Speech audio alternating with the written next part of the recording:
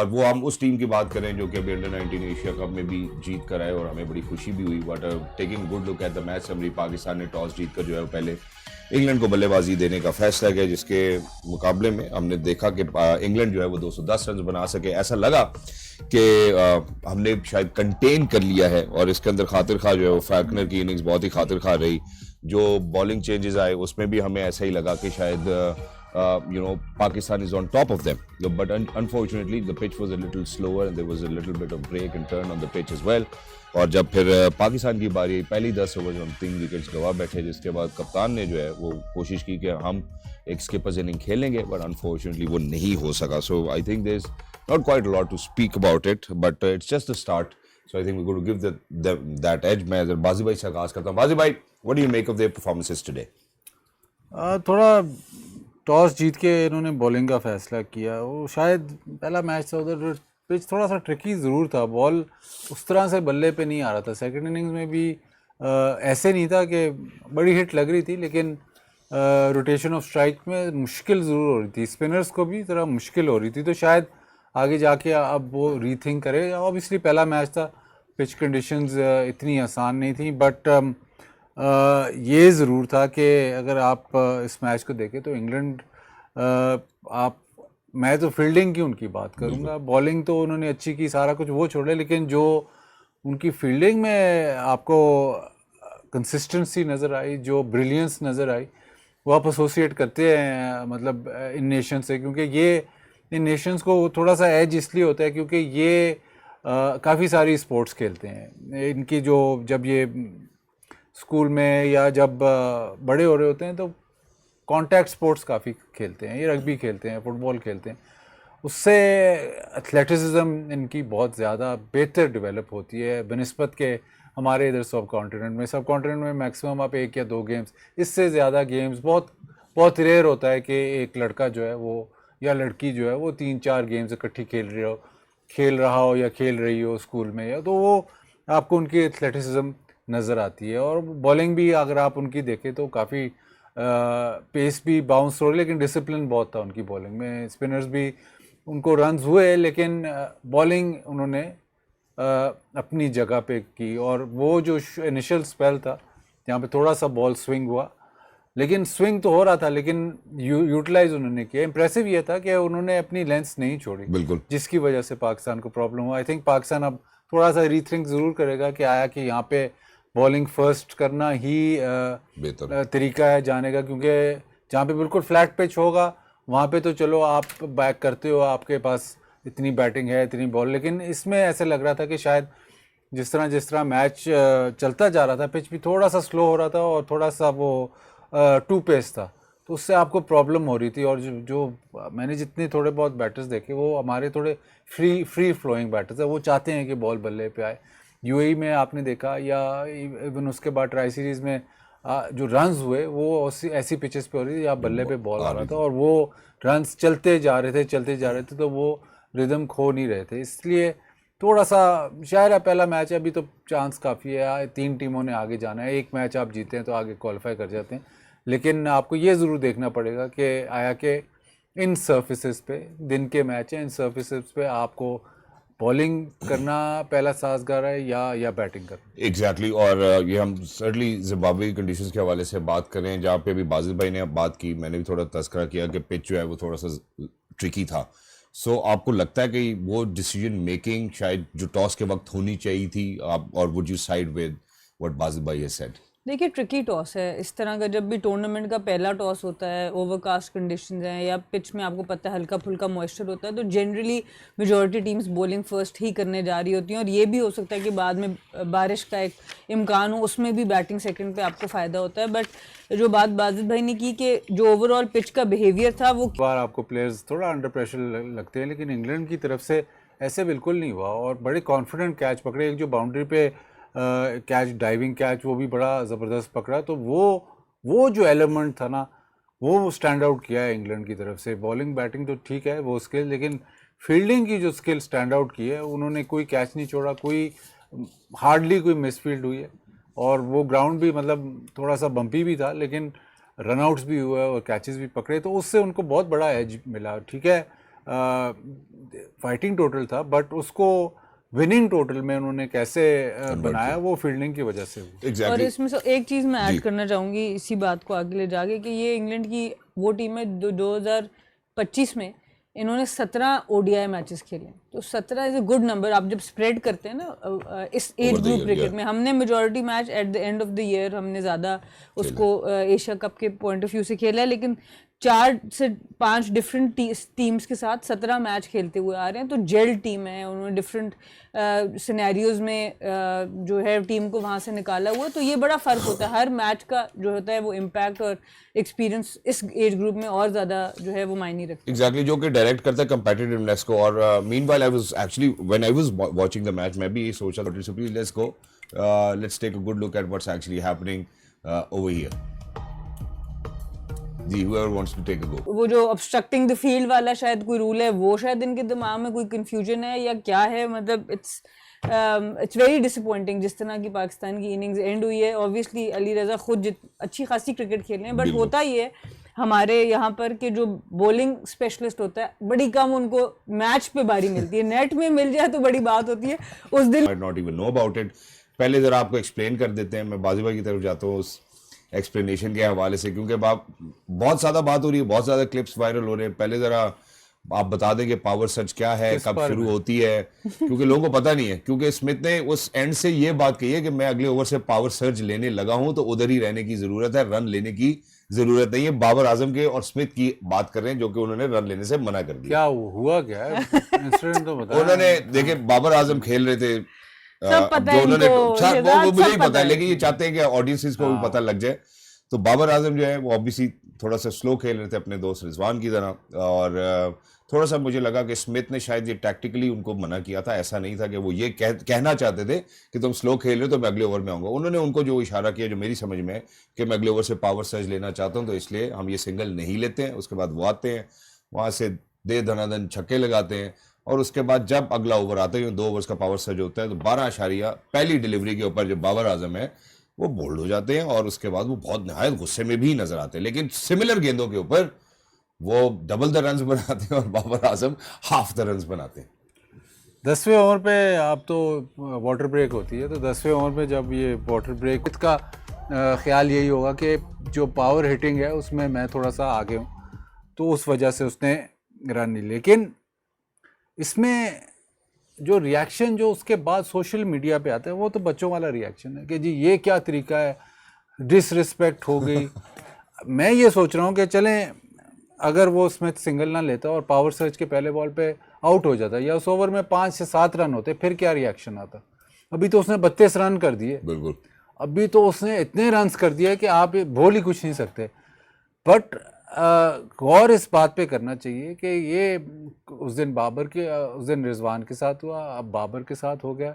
Strike rates पे बात हो रही है, जो बिग बैश है वो फ्रेंचाइज क्रिकेट है, उसमें जो ईच फ्रेंचाइज ने अपनी देखनी है टीम ने कैसे जीतना है।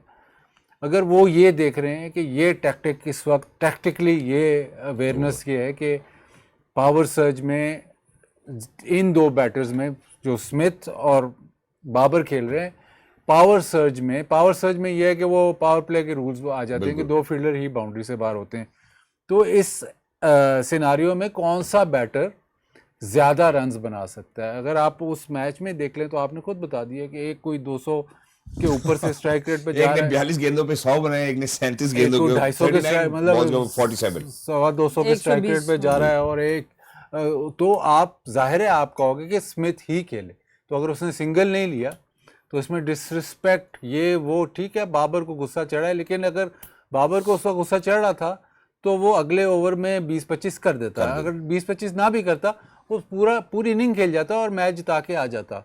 वो उस वक्त फ्लैश मोमेंट ऐसे हुआ कि यार ये ईगो जब आ जाती है ना, क्रिकेट में ये काफ़ी दफ़ा आती है बैटर की, जैसे अगर स्पिनर बॉलिंग कर रहा है, आप फील्डर सारे ऊपर ले आते हो, बैटर निकल के मार देता है कि यार ये इसने कैसे कर दिया। ईगो पे भी लोग खेलते हैं, लेकिन अगर आप ईगो आपकी आ जाती है उस वक्त, तो आप फिर आप जैसे कंसंट्रेशन लूज होगी, वो आउट हो गया।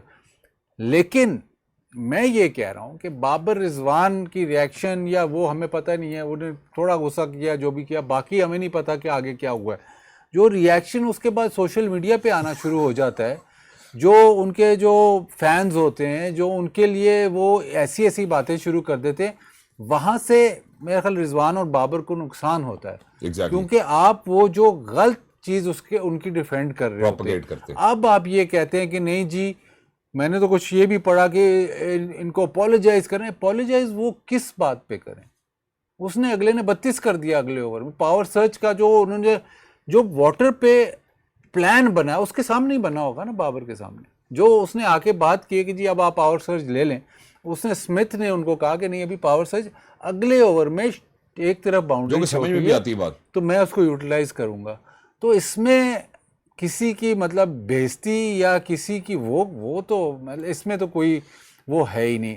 अगर आप उसको इस तरह नहीं देख रहे कि बाबर शुरू में बहुत ही अच्छा खेल रहा था, स्मिथ भी अच्छा खेल रहा, बाबर भी बहुत अच्छा खेल रहा था, लेकिन जैसे ही गेम प्रोग्रेस करने लगी तो वो जो स्ट्राइक रेट का जो इशू है ना, वो बॉल्स ज़्यादा होती रही, रन्स फिर वो बॉल्स कैचअप करती रही इसके रन्स को, तो वहाँ पे इशू ज़रूर है। लेकिन ऑस्ट्रेलिया या बिग बैश या लीग क्रिकेट, फ्रेंचाइज क्रिकेट में वो आपको लीवे नहीं देंगे। उन्होंने टैक्टिक बनाई हुई है, ठीक है जी इस वक्त हमने मैच जीतना है, हमने मैच कैसे जीतना है, वो स्मिथ जिता सकता है या फलाना जिता सकता है या बाबर जिता सकता है, वो उनको गर्ज है। उनको ये गर्ज नहीं है कि ये पाकिस्तान का कैप्टन है, ये ऑस्ट्रेलिया का लेजेंड है, ये फलाना है या नहीं है। उन्होंने मैच उस वक्त मैच कौन जिता सकता है, हमें एडवांटेज कहाँ होगी, उसका डिसीजन होता है। Beautifully explain and I will side with you. और मेरे ख्याल है जितने भी लोग जो प्रोपागेट कर रहे हैं उनको मैं स्मिथ की स्टेटमेंट पढ़ के सुना देता हूँ। At the 10th over mark, Babar asked me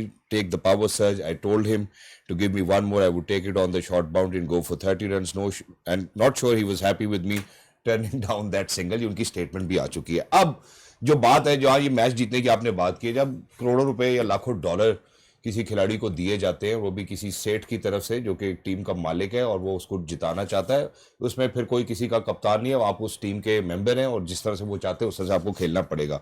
this game itself अगर हम बात करें, दूसरी तरफ भी जो सिडनी थंडर्स है उन्होंने 179 रन बनाए, 189, डेविड वार्नर ने 110 रन किए हैं और certainly it was a challenge for them. और फिर स्मिथ ने रिस्पॉन्सिबिलिटी, स्मिथ लेकिन कोई बहुत ही आला स्ट्राइक रेट वाले बल्लेबाज नहीं है, बेशक हम ऑस्ट्रेलिया की ग्रेट की बात कर रहे हैं। तो यहाँ पे जो इन्होंने 12.1 के ऊपर बाबर बोल्ड होकर चले जाते हैं, वो एडवांटेज नहीं ले पाते। बाबर और रिजवान के हवाले से जो पाकिस्तान के अंदर डिलेमा रहा है वो यही रहा है कि इनको टीम से इसलिए हटाया गया कि स्ट्राइक रेट्स इनके ठीक नहीं है, ये अपने लिए खेलते हैं, ये उस वक्त पे सिंगल ले लेते हैं जब कोई डिफिकल्ट बॉलर आ जाता है। कुछ ऐसी चीज़ें मुझे लगता है कि इन गेम्स में अया हो रही हैं। देखिए, मैं पहले भी ये बात की थी कि ऑस्ट्रेलिया ये वो माइंडसेट है, इतना रूथलेस माइंडसेट है इनका विनिंग का कि ये हर मैच में अपने आप को इम्प्रूव करने चले जाते हैं। बाबर नो डाउट बहुत अच्छा खेले और ये वो मैच है 190 ये लोग चेस कर रहे थे और 109 कर चुके थे 10 ओवर। बाबर बहुत अच्छे रिजल्ट में फॉर्म में नजर आए, बट बाय द टाइम आगे बढ़ा मैच तो उनके वो वाली एक्सीलरेशन नहीं नजर आई जो स्मिथ की नजर आई। पावर सर्ज बता भी दें जिन लोगों को शायद नहीं पता, बिग बैश के अंदर 4 ओवर का इनिशियल पावर प्ले जो 6 ओवर्स का होता है वो 6 ओवर्स का नहीं होता, 4 ओवर्स का होता है और बाकी 2 ओवर्स आप 11 ओवर के बाद किसी भी टाइम पे ले सकते हैं। तो वो उन्होंने ऑब्वियसली शॉर्टर बाउंड्री के ऊपर उसको किया। अब जो हम सिंगल मना करने पे बहुत अफसोस कर रहे हैं ना, अब ऐसा पॉसिबल था ना कि अगर बाबर फॉर एग्जांपल सिंगल कर लेते, अगले ओवर में आते, तो जब पावर सर्च ले लिया तो वो शायद सिंगल करके वापस स्ट्राइक पे ला सकते थे ना स्मिथ को, ये भी एक टैक्टिक हो सकता था। सो जब ये टैक्टिक ठीक है तो सिंगल मना करना भी टैक्टिक बिल्कुल ठीक है। और मैं ये आपको मतलब पहले भी रूथलेस अप्रोच इनकी बता चुकी हूँ। मतलब हमने जब क्रिकेट हम खेल रहे थे सोच रहे थे अगर 10 ओवर में फॉर एग्जांपल हम 50 ओवर की गेम कर रहे होते हैं और 10 ओवर में 60 रन का टारगेट है और आप पहले 5 ओवर में 40 रन कर लेते हैं तो जनरली ये कहा जाता था कि अब इजी हो जाओ, अब हम अच्छा जा रहे हैं ना, अगले 10 ओवर में हमें सिर्फ 20 रन ही तो चाहिए, होल्ड योर हॉर्सेस। ठीक है। ऑस्ट्रेलियंस का क्या सोच है, अगर 10 रन में आपने 60 रन का टारगेट बनाया है एज अ टीम और आपने 5 ओवर में 40 कर लिया है, तो अब आपने टारगेट रिवाइज कैसे करना है, 60 का नहीं होगा, अब आपने 90 पे जाना है। ओके। सो उन लोगों की सोच इस तरह की है। And they're not even calling it baseball. नहीं, they are not calling it baseball। ये वो कहते हैं कि अगर हमने पहले एक थिंक टैंक ने डिस्कस किया जी 10 ओवर में 60 करना है पर 5 में 40 आ गया, अब आपने अगले ओवर इजी नहीं हो जाना, आपने और ऑपोजिशन के ऊपर अटैक करना है। तो ये माइंडसेट है ऑस्ट्रेलिया का, इसलिए हमें बहुत अजीब लग रहा है कि 109 पे कोई भी खिलाड़ी आउट नहीं है तो सिंगल रिफ्यूज करने की जरूरत क्या है। True. वो ये सोच नहीं रहे, वो ये सोच रहे हैं कि हमने 16वें ओवर में खत्म करना है या 17वें ओवर में खत्म करना है, हमने 20वें ओवर में नहीं जाना। सो इसलिए वो बार बार चैंपियन बनते हैं, इसलिए वो जो 15-20 रनों का फर्क आता है एक चैंपियन टीम में और एक नॉन चैंपियन टीम में, वो यही फर्क होता है। तो आई थिंक इससे हम सबको भी बहुत कुछ सीखने को मिलेगा कि ऑस्ट्रेलियन माइंडसेट क्या है, उसको थोड़ा सा मजीद अंडरस्टैंड करने का मौका मिलेगा। हम सीख क्यों नहीं रहे? प्लस ये जो फ्रेंचाइज क्रिकेट होती है और इवन टूर्नामेंट क्रिकेट होती है उसमें अमूमन नेट रन रेट का इशू आ जाता है, तो वो उसको आपने जब आपकी मैच आपके हाथ में है तो उसको जल्दी क्लोज करने की कोशिश करते हैं। और अमूमन हमने देखा, हमने वर्ल्ड कप्स में देखा है, पाकिस्तान के साथ भी हुआ है, काफ़ी टीमों के साथ हुआ है कि शुरू में ही आपका नेट रन रेट इतना ख़राब हो जाता है कि बाद में आप कैचअप कर ही नहीं सकते। तो जब आपके पास मौका होता है कि यार अभी मैच बिल्कुल अब मैच आप हार नहीं सकते, आप इसको जल्द से जल्दी ख़त्म करो ताकि आपको फ़ायदा हो विद नेट रन रेट। तो वो सिचुएशन भी आप जो इन्होंने पावर से जब ली उस वक्त ये था कि मैच ख़त्म करें, क्लोज करें मैच, ये नहीं कि इसलिए नहीं ली कि जी अब चलो थोड़ा और बेहतर हो जाएगा, इसलिए नहीं ली। उन्होंने कहा कि ये पावर सर्ज में ही मैच बिल्कुल ख़त्म किया जाए और वो उसी तरह हुआ। एग्जैक्टली मैं अब बाजिद भाई जो प्रेसिंग क्वेश्चन या प्रेसिंग इशू है वो ये नहीं है। वैसे भी अगर हम अपनी पाकिस्तान सुपर लीग के हवाले से बात करें, सबसे ज़्यादा डिबेट यहीं पे इसी स्टूडियो में बैठ के ये हुई है कि यार ये सिंगल क्यों नहीं लेते। तो आज बाबर का सिंगल रिफ्यूज़ हो गया तो इस वजह से टेंशन हो रही है। मैं एक छोटे वक्फे की जानिब बढ़ना चाहता हूँ, लेकिन जब मैं वापस आऊँगा तो क्या आज बाबर और रिजवान को ये बात अंडरस्टैंड नहीं वो कर पा रहे कि यार जिस तरह से दुनिया में अब क्रिकेट खेला जा रहा है हम उस तरह से क्रिकेट नहीं खेलते। उनके लिए चैलेंजेस बने, कप्तानियों से हट गए, टीम से उनको बाहर कर दिया गया। अभी भी ग्लव वर्क के हवाले से बात होती है कि शायद हमारे पास रिजवान जैसा खिलाड़ी होना चाहिए T20 international world cup squad में, लेकिन ऐसे प्रॉस्पेक्ट्स नज़र नहीं आते। अब जो मैं बात करना चाहता हूँ, पहले हमने रिजवान का वो टैक्टिकल चेंज देखा, उसके हवाले से बाजिद भाई ने, मैडम सना ने बड़ी तफसीली गुफ्तगू की कि यार वो जब आप लीग क्रिकेट खेलने जाते हैं that's a very different scenario and all they want is a win और अ विक्ट्री। लेकिन अगर स्मिथ अडेप्ट कर सकता है या स्मिथ कोशिश कर सकता है तो बाबर के पास भी वो प्रोग्रेस मौजूद है। Babar is one of the most amazing batters that Pakistan has ever produced. तो वो क्यों नहीं उस तब्दीली का हिस्सा बन सकते? वो भी पावर सर्ज में 12 पहली डिलीवरी के ऊपर बोल्ड होते हैं, वापस चले जाते हैं and that he looks frustrated. Why can't our players doubt? ऐसा क्यों है कि उन्होंने अपना एक मंत्रा बना लिया कि यार हम इसी तरह खेलेंगे, हमारा स्ट्राइक रेट यही रहेगा और हम इसी तरह खेलते हैं। आप पाकिस्तान में बेशक तीसरे नंबर पे भी खिलवा लो तो हम सेट हैं, कोई मसला नहीं। देखिए जो 12वें ओवर की आप बात करें ना, मैच के दरमियान जब बहुत बड़ा शॉक एज ए प्लेयर आपको लग जाए तो इतना आसान नहीं होता एकदम से मेंटली अपने फ्रेम ऑफ माइंड को, और बहुत कम होता है। बाबर को आपने जनरली इस तरह इमोशनल नहीं देखा है, बहुत वो कंपोज रहते हैं, लेकिन वो जो सिंगल मना करना है ना वो आप जनरली टेल एंडर्स के साथ मना करता है आप, तो वो उनके लिए एक ऐसी चीज़ है जो ऑब्वियसली कभी भी, मेरा नहीं ख्याल कि उनके एंटायर करियर में वो चीज़ कभी भी उनके साथ हुई होगी, और वो भी हो ऑन द बिगेस्ट लेवल, ऐसी जगह पर जहाँ पे इतने आई बॉल्स हैं, टॉप क्रिकेट हो रही है, आप already for the last 1 year under pressure हैं, आपके ऊपर एक प्रेशर आया हुआ स्ट्राइक रेट्स का, और उसके बाद ऑस्ट्रेलिया जैसी जगह पे फुल पैक स्टेडियम के ऊपर आपके साथ ये होता है, तो ऑब्वियसली उससे वापस कम बैक करना इतना आसान नहीं होगा। और फिर उसके बाद वो शो भी करता है कि केस डिफरेंट है, बाबर का केस डिफरेंट है। बाबर एक बहुत ट्रेडिशनल क्रिकेट खेलने वाले, जब तक वो इनर विल उनकी ना आती, उनको समझ भी काफ़ी देर में आई है। बहुत अरसे से लोग बोल रहे थे कि आपने ये करना है, ये करना है, बट बिकॉज वो काफ़ी हद तक वर्क भी किया। आपने 10 विकेटों से इंडिया को हराया, बाबर और रिजवान ओपन थे, पहली दफ़ा मेंस क्रिकेट में वर्ल्ड कप में आप मैच जीते थे, तो वो एक बहुत कॉन्फिडेंस बूस्टर था एज अ कैप्टन भी, एज अ प्लेयर भी, कि जो हम कर रहे हैं हम ठीक कर रहे हैं। वहाँ से उसको फिर थोड़ा टाइम लगा समझने में कि ठीक है वो 1-2 मैचेस के लिए ठीक है, अंडर 160-170